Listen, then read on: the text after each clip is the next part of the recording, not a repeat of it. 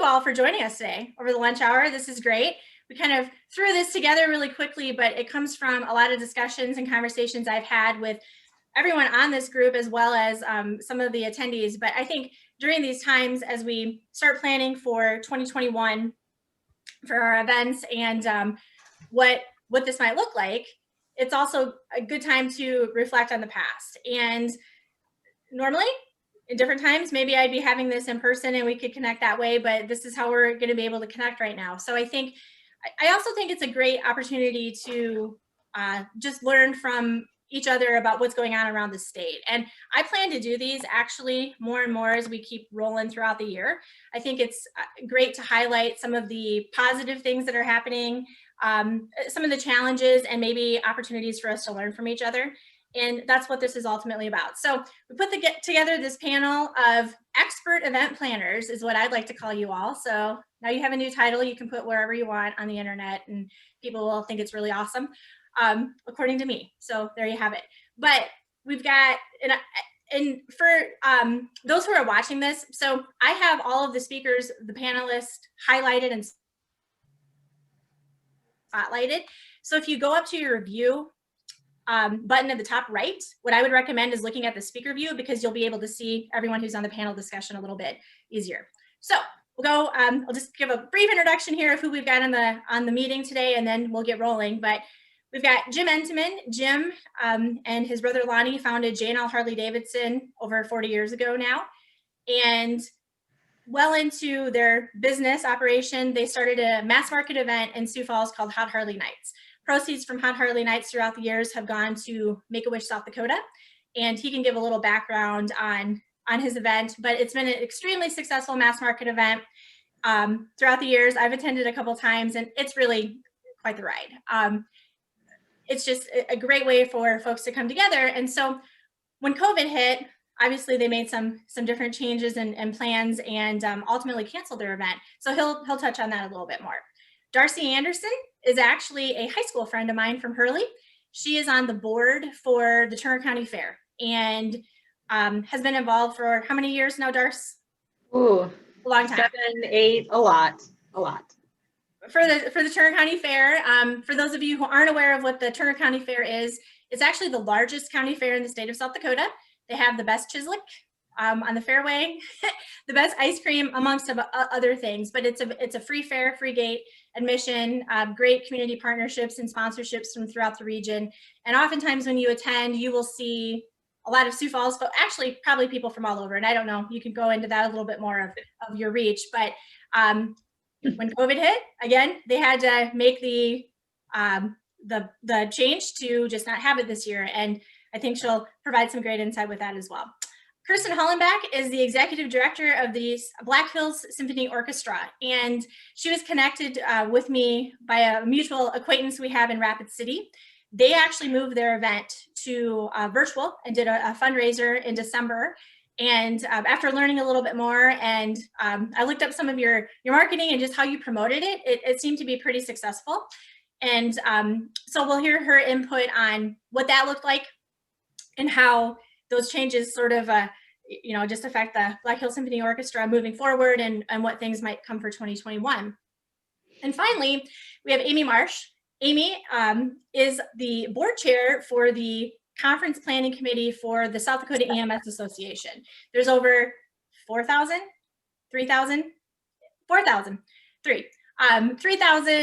EMTs across the state of South Dakota.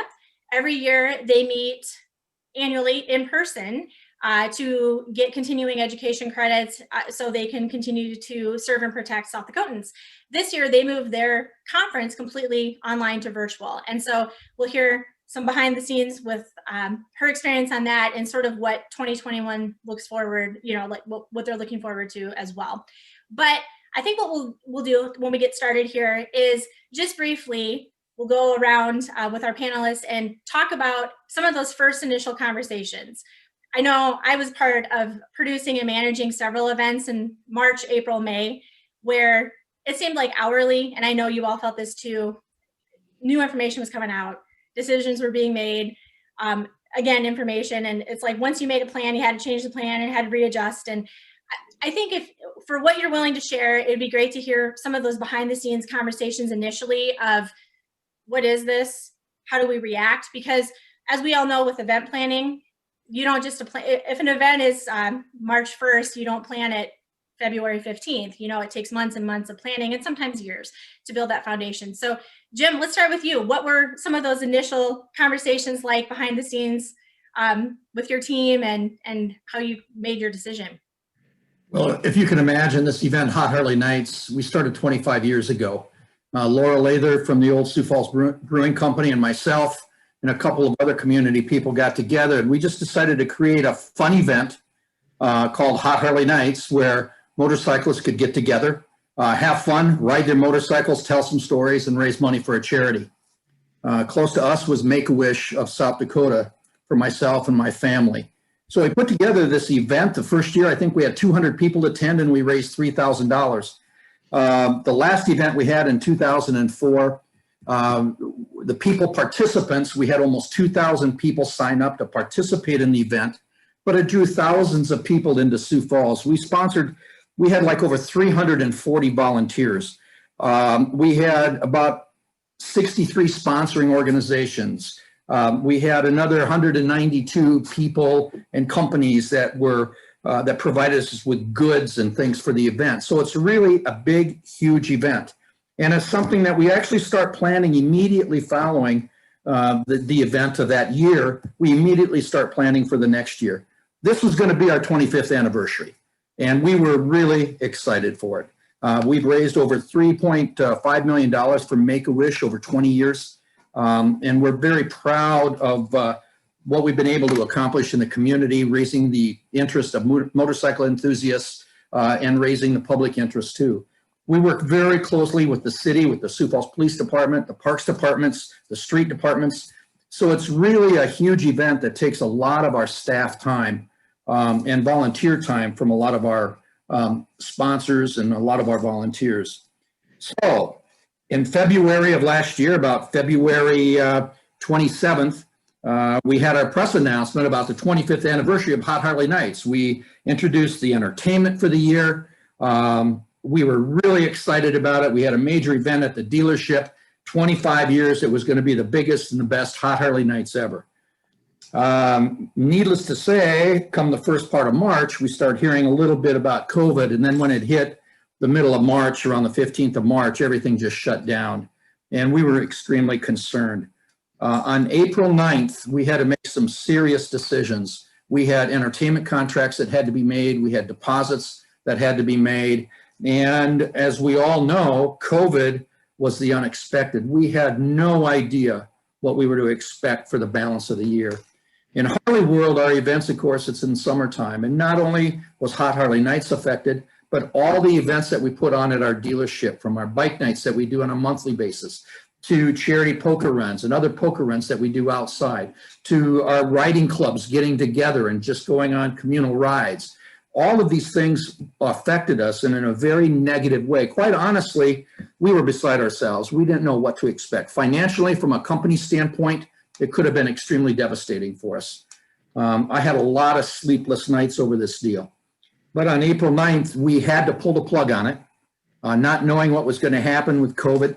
Harley Davidson actually had shut down the middle of March. Harley Davidson was actually closed for 2 months, our major supplier. And our world really changed. We worked very closely with the city health department, trying to figure out what we would do if we did have a Hot Harley Nights. We worked with Sanford, with their infectious disease department, trying to identify things that we could do even locally inside our dealerships. We did not close our store. We modified our hours. We had to make some tough decisions internally, but we got through it. It was quite an experience, and who would have thought at the age of 69 and 45 years in this business, I'd have to be dealing with these kinds of things. It could have been extremely devastating. Our event brings in people. The last event we had brought in people from over 17 states and Canada. So people look forward to this event every year. And it's fun to see people in the city of Sioux Falls. We book a lot of hotel rooms. There's a lot of campsites that are booked. There's a lot of stuff that goes on with Hot Harley Nights. we were really in a quandary. We actually were not sure if we ever going to bring Hot Harley Nights back. 25 years, things have changed. I think those of us that put on events, we realize our expenses continue to go up. Revenues in some cases continue to go down, right? There's some challenges, I believe, for all of us. But we worked through the summer. We never closed. We were able, one thing about social distancing, riding a motorcycle is absolutely fantastic for social distancing. So we were able to put together rides. We just didn't gather in big groups when we were done. So at the end of the summer, everybody talked about how important it was. We had a lot of people contact us about if we were going to put on the event or not. And we sat down as a family, my sons Jimmy and Joe, and my daughter Anna, and myself, and we sat down and we just came up with the idea that, you know what, we're moving forward with this in 2021. We're going to get going on this again.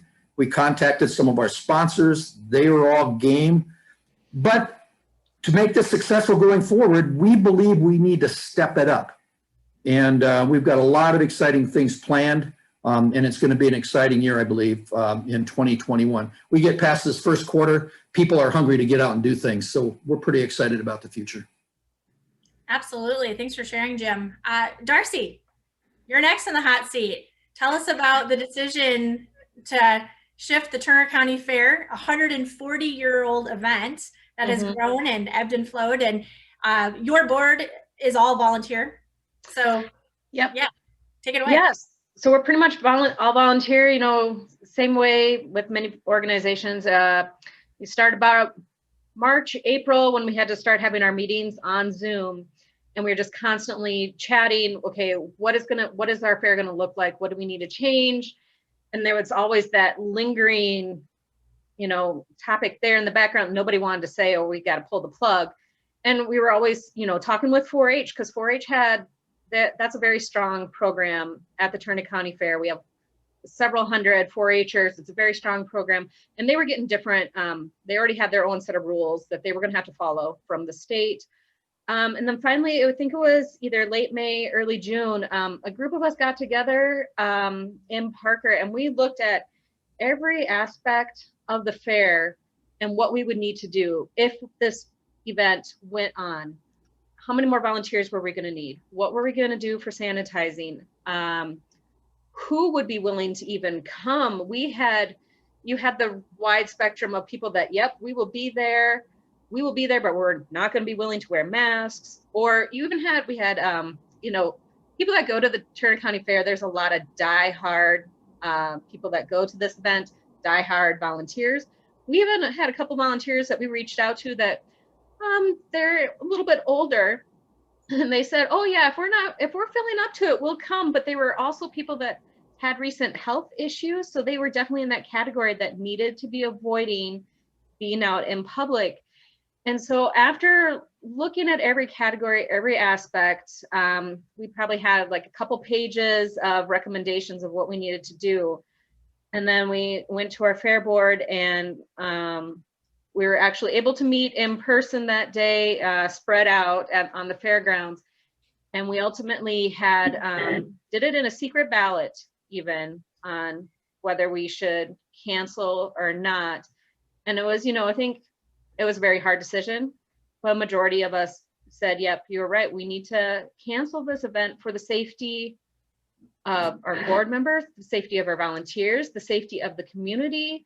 We were even looking at the legal aspect of, you know, can this be traced back to us if somebody gets COVID, and heaven forbid somebody even gets COVID and dies? Can this be traced back to our event and the legal ramifications from that? So all of that really played into our decision.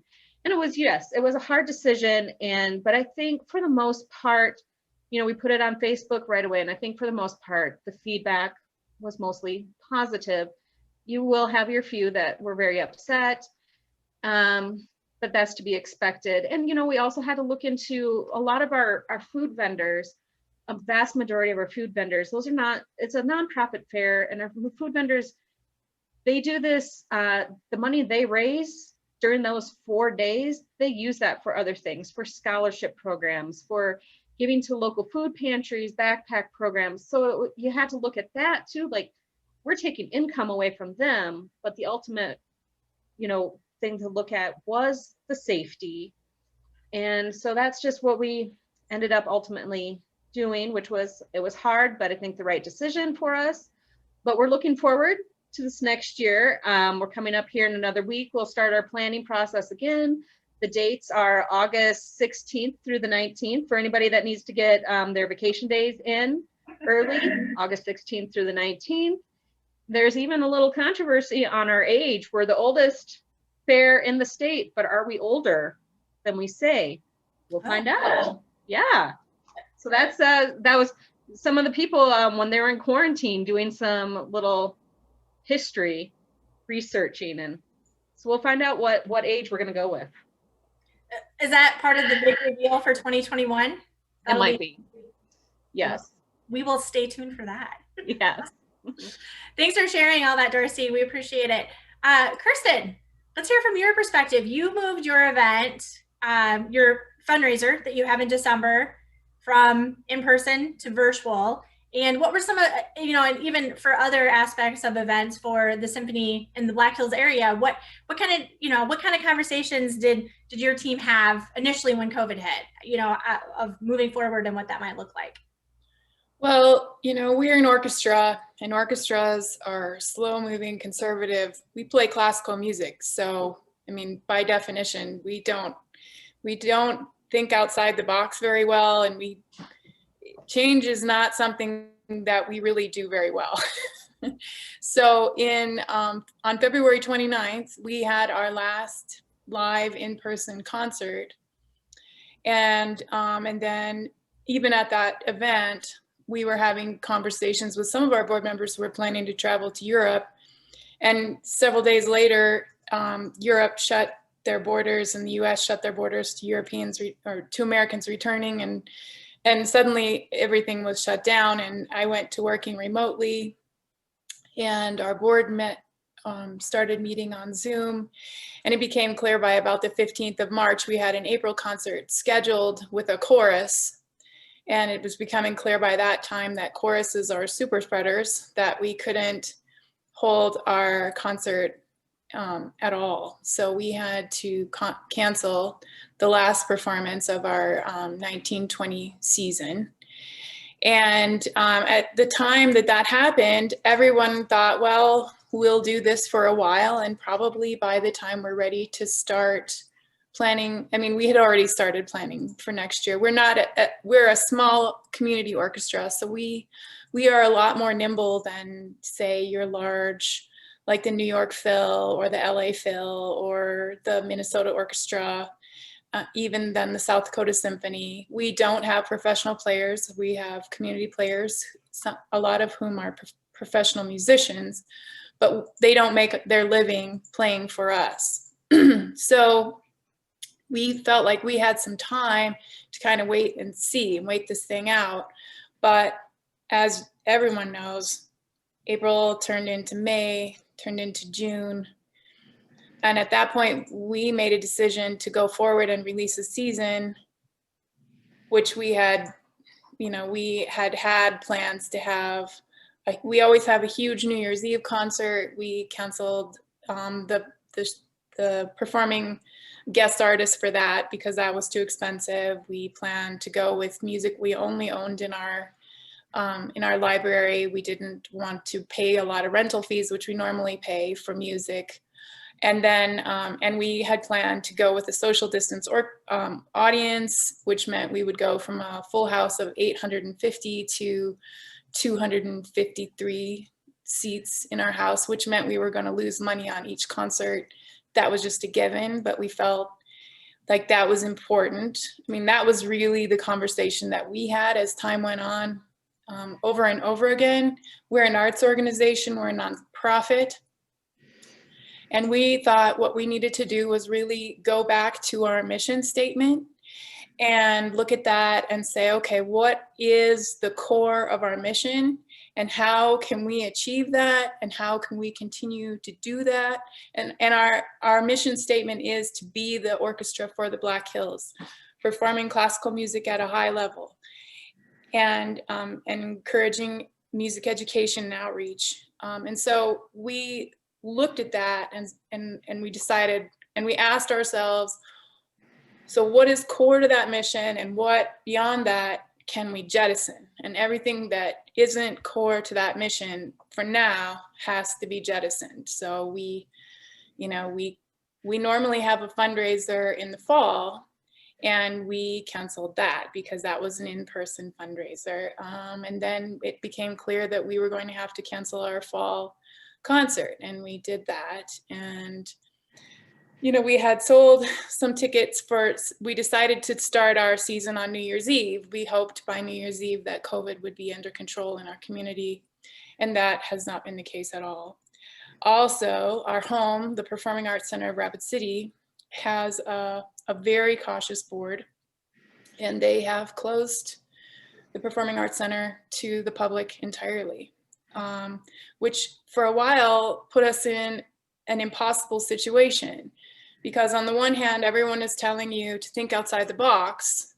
And on the other hand, we have nowhere to go outside the box to do outside the box things. So we were in a real catch-22.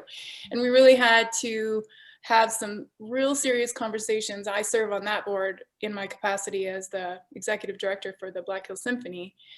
And we had to have some real serious conversations about how they were keeping us from meeting our mission, and keeping the other arts organizations that call the Performing Arts Center home from meeting their mission, which is, the Black Hills Community Theater also calls the Performing Arts Center home.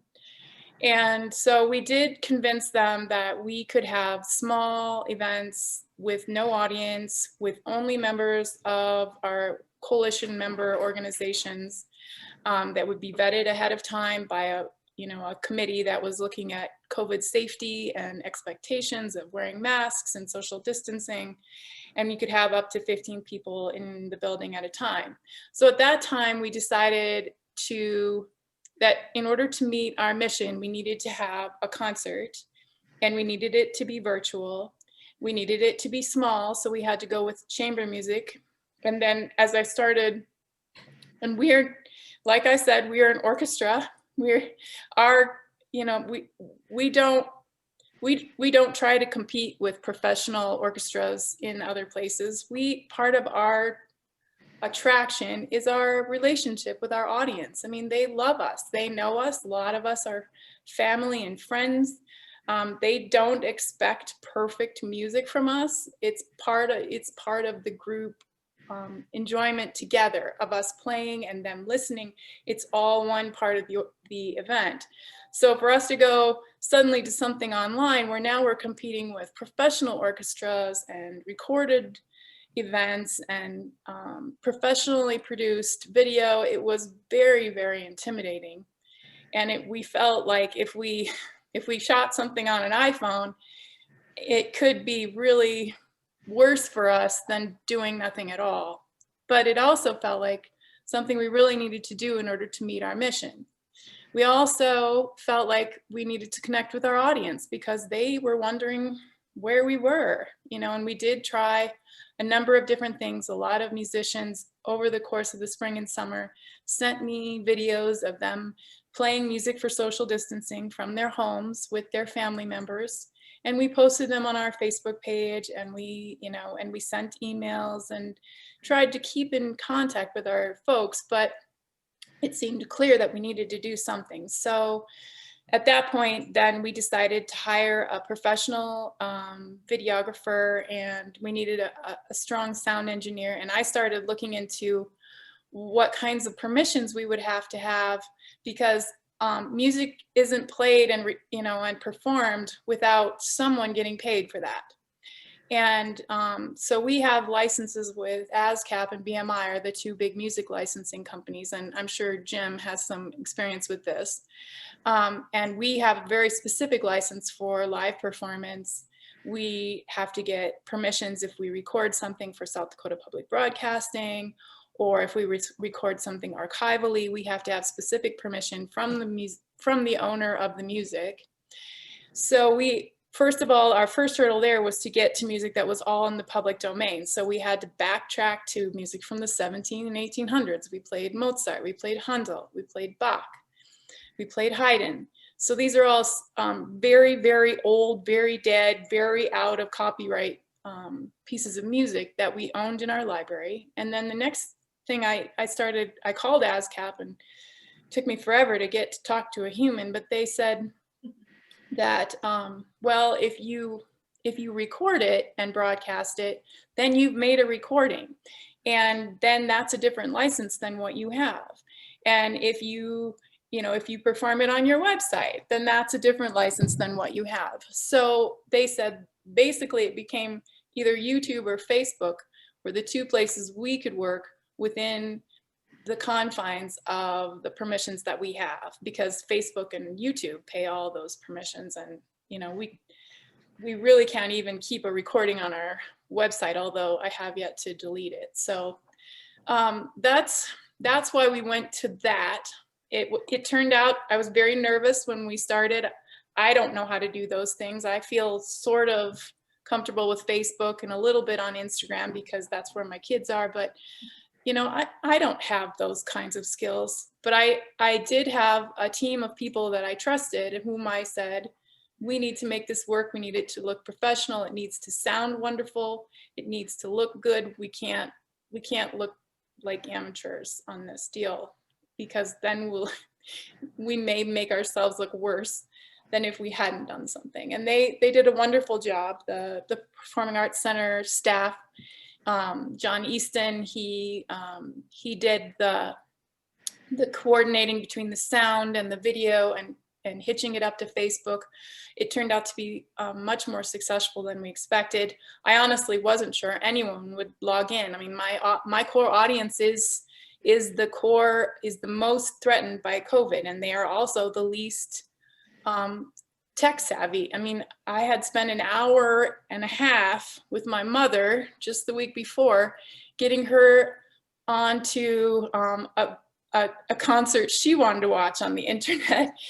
And I just had very great fear that the people that we wanted to reach would not be able to get there. But I was pleasantly surprised and very pleased and moved by the comments and the people that did sign in. People gave constantly through the timeline of the performance. We did some pre-planning, and as any event, people who fundraise know, you kind of preload some of your fundraising gifts so that you've got some things to announce right away to kind of help to get the ball rolling. And we did that, and we ended up raising, we had hoped for $1,200.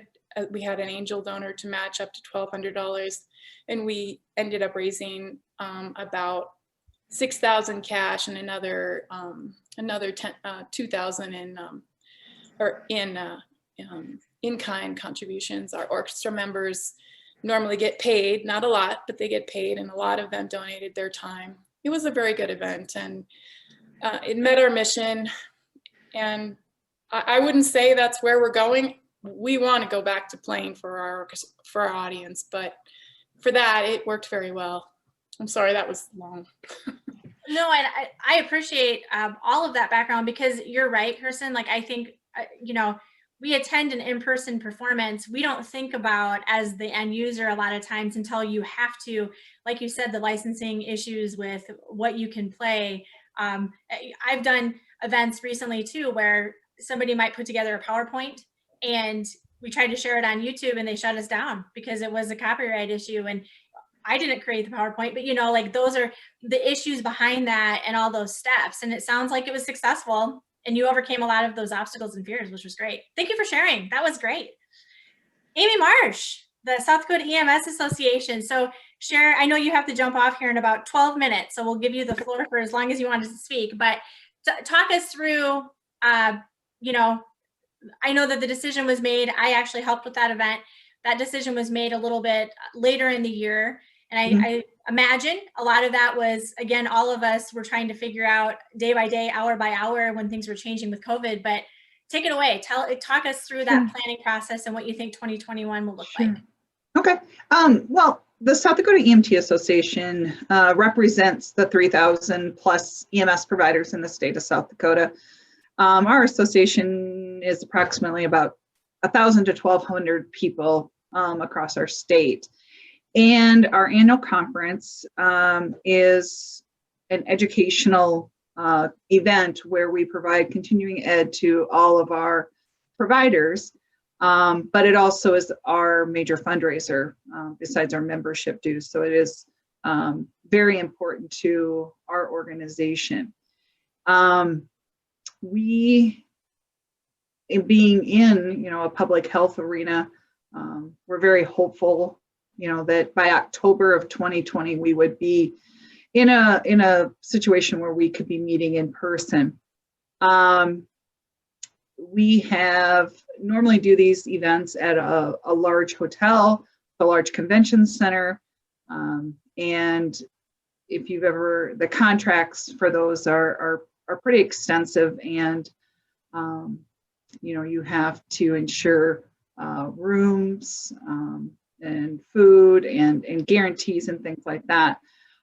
So we became aware of August 1st was kind of our date that we had to decide, were we going to be going ahead with the conference, or were we going to cancel, or were we going to try to do virtual? Continuing education for EMS providers is mandatory. You need that to maintain your certification. And so we really felt we had to come up with something to get education into the hands. If you're not aware, 85% of your EMS providers in the state of South Dakota are volunteer. They hold other jobs.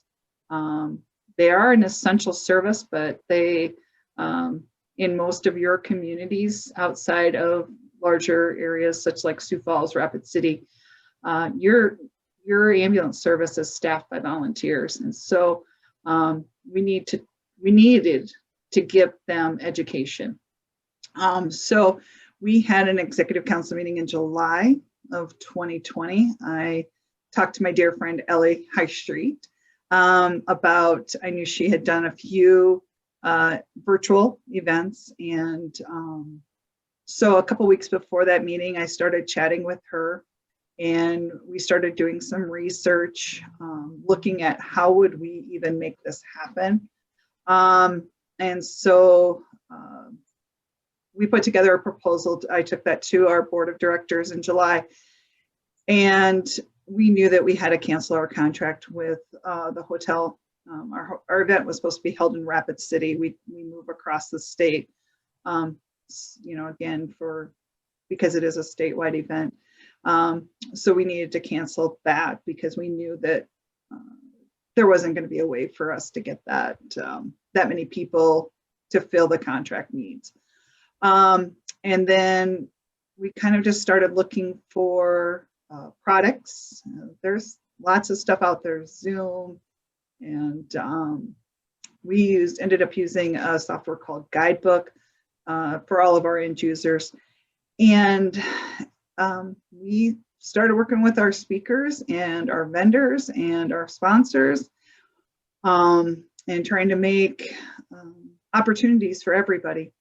I'm happy that we did it. It was so successful. We normally have 300, 350 attendees at our annual conference. Pleased to say that we had over 550 people register and attend our conference this year, and that's 500 people that received education in our state. And for me, that's just so important because we need our EMS providers. We need them to be working, especially right now.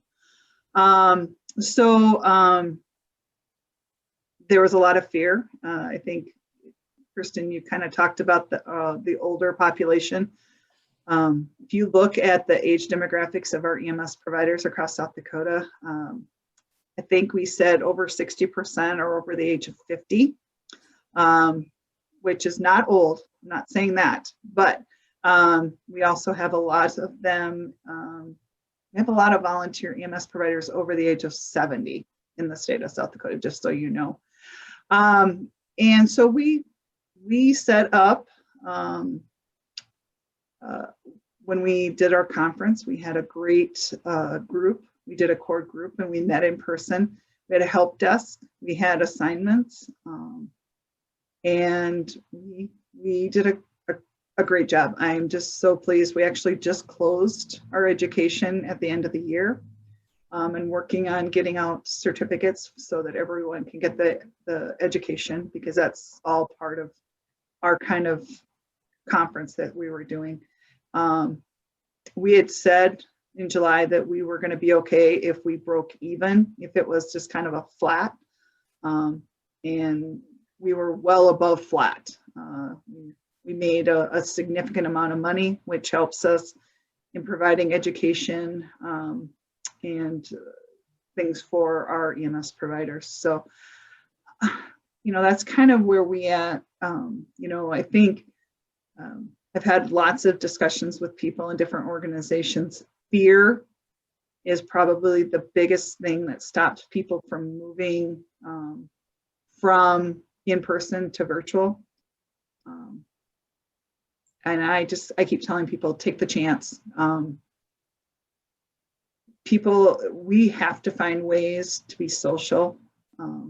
We aren't getting to be as interactive as we want to be. And so I was able to talk to people from across the state during the conference, chatting with them, checking in, seeing how they're doing. And it was just a great opportunity. So I can tell you it was much more work than an in-person, because guess what? We know how to do in-person. We've done them for 35 years, but we didn't know how to do virtual. And so really bringing someone on board that's competent in that is vital, and just taking a risk, because for us, that was the big thing. And I've had many of naysayer who were concerned that have now said they're just so happy that we did it and we were able to provide that education. So that's kind of our story of what happened. So Amy, because you have to jump off here in a few seconds, we'll end this last round of questions with you. We'll start with you rather to end it. But what do you think 2021 looks like in terms of, we don't know, obviously. No. I think if anything we learned from 2020, we just don't know. But what kind of path forward do you see? I personally, before you start, I always think that there's going to be more of a demand for some sort of virtual element. And I use this as an example all the time because I do a lot of mass market events, and typically as the event planner, when the event starts, it's like, oh my gosh, where's so-and-so, because they're the admin to the Facebook page and we have to go live for an opening ceremony or an awards banquet or things like that. And I think what 2020 taught us is that, especially Kirsten and Amy, with your two genres here, it's, we can do it. We can have that element. But just briefly, what do you think that might look like? Well, for us, we found that there is definitely a need for virtual training. As I told you, we have most of these people are volunteer, they have other jobs, they have families, and they have to maintain their certification. And so we will incorporate, our hope is that we can have an in-person conference in October of 2021. That's our plan. But we will, and work with, I think Kirsten talked about a professional production company to help us do our in-person virtual at the same time. So we have both virtual and in-person going on. So those that need to stay home and take care of their small communities can still get the quality education that's provided. And so that's kind of our plan moving forward. We actually have a meeting this weekend to kind of wrap up some of the things that and talk about the successes and the opportunities that we have with our conference, and then start planning for October 2021 when our next conference comes in. Thank you for sharing. Yeah. Appreciate that and appreciate your time. Darcy, what do you think 2021 looks like for the Turner County Fair? Right now, I think we're just very optimistic that it's going to go forward. I mean, again, it's January. So extremely optimistic. Hopefully by August, everybody will be, had the chance to hopefully have a vaccine. Hopefully though it's rolled out fairly soon for them or by that time.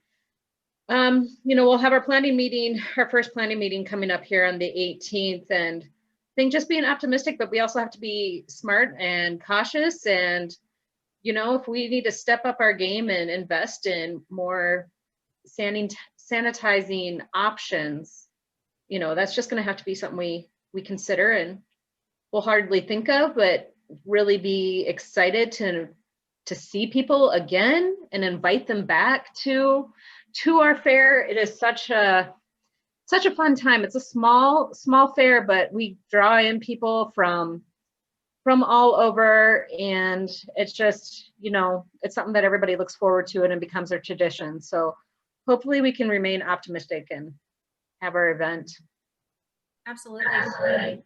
Jim, I know you mentioned before the, looking at doing things differently or bigger or better, or whatever that might look like. What do you and the team have in the works for 2021? Well, first of all, the best thing about 2021 is that it's a new year, right? There's a vaccine. We should all have it come springtime. It's a new year. And with the new year comes a new spring. So that's what we're planning for. I think what happened with this past year, what we did learn is a couple of things, is that we need to be prepared. And we also need to be nimble. I think that was touched on already. So as we look forward to the future, I'm always optimistic, and I'm looking forward for a great riding year on motorcycles. Oh, and by the way, Hot Harley Nights is July 9th, 10th, and 11th. But for our planning, what we did, we're stepping it up. The entertainment, we're stepping up. We're working with 2 different promoters, regional promoters, national promoters, to bring in the entertainment that we think people want to see. We're going into motorcycle racing. We're doing a lot of new things. It's going to be bigger and better than ever, but it must continue to be exciting and it must be nimble. I think when you talk about being nimble, one thing that we have learned with social media is that we can reach people a lot quicker and a lot faster than we ever used to 25 years ago when we started this. It was about TV or sending out a brochure or doing all those different kinds of things. So we do have a lot more tools in our toolbox, and we just got to make sure that we're ready to go with those. Also, our partners that we have a lot of ability to get out and touch with their social media and with their teams and things like that. We have to plan for volunteers. People want to get outside. People are hungry for that experience that motorcycle riding can give people. And so we're just really excited about it. We're doing a lot of planning. We will be working with community health to ensure that our facilities are set up the best way possible. We will be working with the Sioux Falls Police Department, as we always do. We think we've got it with the Harley Davidson Motor Company and the assets that they're going to bring to us and bring along, and also with state tourism. I think in the state of South Dakota, being a smaller population base that we have, we're able to do things quicker, and people can have a lot more fun, and we don't have as much red tape to cut through as a lot of other states do. So I'm excited about the future. And I know I participate in symphonies. I love music. Nothing better than a nice piece of music along with the exhaust of a motorcycle, right? That noise that we have. And the County Fair, we go to that all the time. We're down there as a retailer. Our kids and our families love to go down to it too. So, and of course, EMS people, we work with them throughout the state. There are different locations that we have in Watertown and in Sioux Falls. So, it's really strange, but we are all connected in what we have to do. And maybe some of the things we had to go through are a little different, but I think with the resources that we have working together, I think we're going to have a great year. All of us will. Thanks, Jim. Bet. It's uplifting to hear your insight on things. You've weathered some storms, so we appreciate that. It's the gray hair. You know that, don't you?